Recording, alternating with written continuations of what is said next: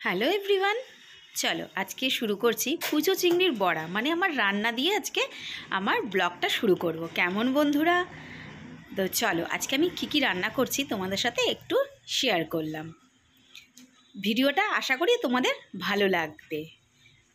আর যারা আমার নতুন বন্ধু তারা অবশ্যই আমার ভিডিওটা পুরো দেখার অনুরোধ রইল। যদি ভিডিওটা ভালো লাগে অবশ্যই লাইক, কমেন্ট, সাবস্ক্রাইব, ফলো করে আমার পাশে থেকো আমার প্রিয় বন্ধুরা। কেমন? তো চলো, কুচো চিংড়ির বড়া খেতে কার না ভালো লাগে বলো তো? যদি গরম ভাত আর কুচো চিংড়ির বড়া, কাঁচা লঙ্কা, পেঁয়াজ, উফ, জিভে জল আনার মতন খাবার, কি বলো বন্ধুরা? হ্যাঁ, চলো আজকে আমি তোমাদের দেখাচ্ছি কী রান্না করব।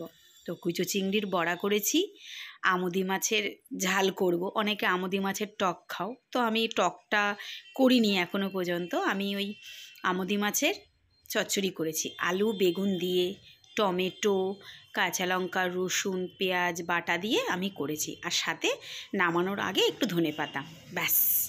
তো চলো, পেঁয়াজ কলি আলু ভাজা হয়ে গেছে। এবার কুচো চিংড়ির বড়ার মধ্যে আমি কী দিয়েছি দেখো।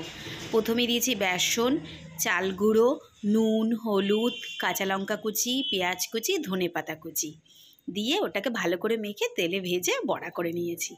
আর এই যে রান্না আমি করছি আলু বেগুন দিয়ে চচ্চড়ি, যা যা জানো তোমরা। পেস্ট কী দিয়েছি সেটাও তোমাদের সাথে আমি শেয়ার করলাম।